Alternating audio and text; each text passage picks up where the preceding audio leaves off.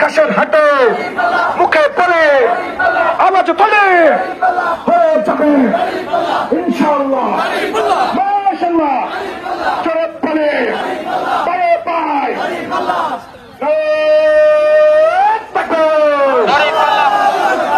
আল্লাহু আকবার বাংলাদেশ জামাত ইসলামের জিন্দাবাদ জিন্দাবাদ জিন্দাবাদ বাংলাদেশ জামাত ইসলামী আল্লাহর আইন চাই সব লোকের শাসন চাই আল কোরআনের আলো ঘরে ঘরে আলো ঘরে ঘরে আলো আল কোরআনের আলো পিয়ার পিয়ার পিয়ার চাই পিয়ার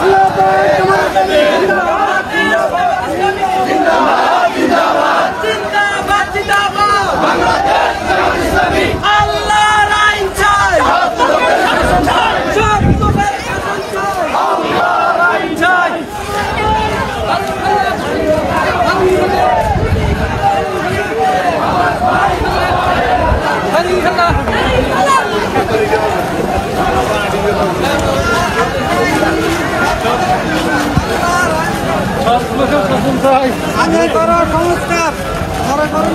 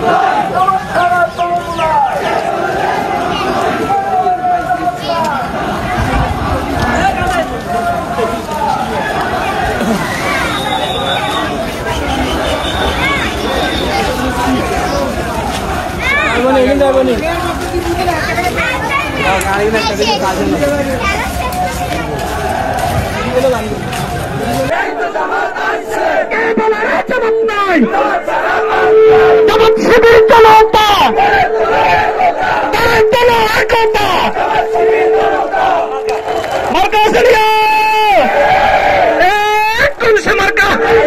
সবাই বলো আরো জোরে জোর হলো না একই তলে একই সুরে আরো জোরে সবার সেরা নাই হিসাবে তোমার আমার কুন্দুকারের নোয়াখালী কুন্দুকার ভাইয়ের সবিক সাহেবের সবার সেরা কত সুন্দর এত সুন্দর একই তলে একই সুরে সামনে থেকে পেছন থেকে ডাইনে থেকে বামে থেকে জোরে বলো জোর হলো না একই তলে একই সুরে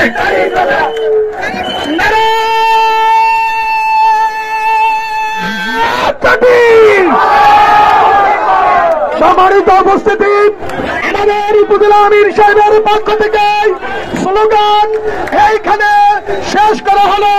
আমাদের উপজেলা আমির এখন আপনাদের সামনে সরাসরি কথা বলে শেষ করবেন। উপজেলা আমাদের সুবর্ণচর উপজেলার সম্মানিত আজকের এই সংক্ষিপ্ত মিছিলে সংক্ষেপে আলোচনা রাখছেন উপজেলা সেক্রেটারি জনাব মাওলানা সামানুল্লাহ মুকুল। আসসালামু আলাইকুম ওয়া রাহমাতুল্লাহ। সম্মানিত ভাইরা একটু থামেন।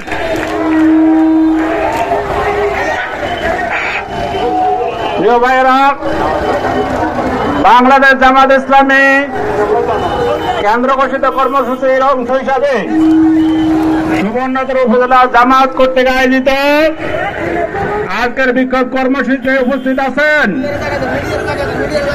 উপজেলার সম্মানিত আমির সাহেব, বিভিন্ন পর্যায়ের নেতৃবৃন্দ এবং কর্মী ভাইরা।